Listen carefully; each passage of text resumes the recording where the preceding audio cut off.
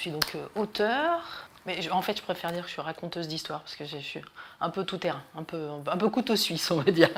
Voilà.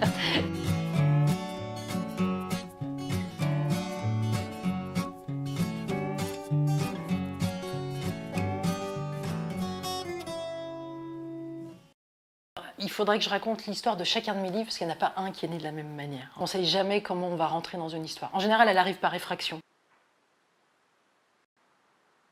Elle déboule, les personnages déboulent et ils n'étaient pas attendus. C'est jamais là où on les attend qu'ils débarquent. On va dire que peut-être celui qui en ce moment m'habite le plus, c'est peut-être un fou de Bassan. J'ai adoré cet oiseau et cette espèce de douce folie planante. C'est ma douce folie, je pense, qui... En général, la réalité des faits est qu'on est sur un roman, en même temps on se glisse un album, et puis il y a une chanson pour un spectacle, et puis donc on est toujours sur plusieurs aventures à la fois.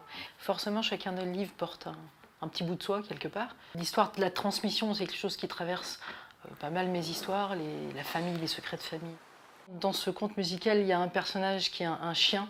Une grand-mère veut transmettre en fait une clarinette et une mélodie à sa petite fille, et elle s'en souvient plus, elle se souvient plus que de la moitié, donc il manque l'autre moitié. Donc au fil de l'histoire, le chien grossit et il devient presque aussi gros qu'une baleine et qu'un éléphant. Et dans cette aventure-là, j'ai été à la fois dans le texte, mais aussi dans les chansons, mais aussi dans la musique.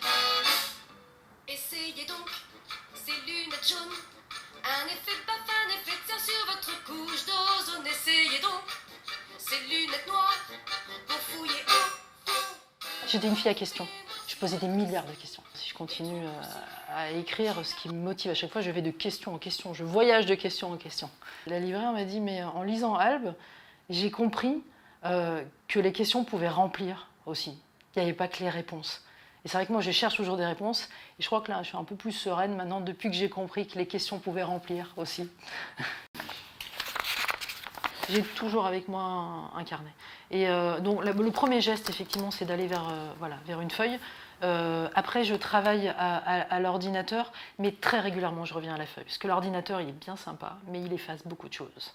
Et en fait, il nous avale beaucoup trop de choses, et il m'avale les ratures, il m'avale ce que j'ai marqué dans la marge. Et donc, l'écriture, c'est la plus belle mémoire, le meilleur support mémoire. Et c'est en l'écrivant que je m'aperçois que je vais garder juste une phrase qui est importante et c'est tout. Je me dis en fait qu'un auteur jeunesse, il est un peu comme une poupée gigogne, c'est-à-dire qu'il se souvient de tous ses âges. Et vraiment, et il passe son temps à se balader entre toutes ces strates. Et ce qui est génial, c'est qu'il faut se réinventer à chaque fois et réinventer une façon de... une boîte à outils unique. Voilà.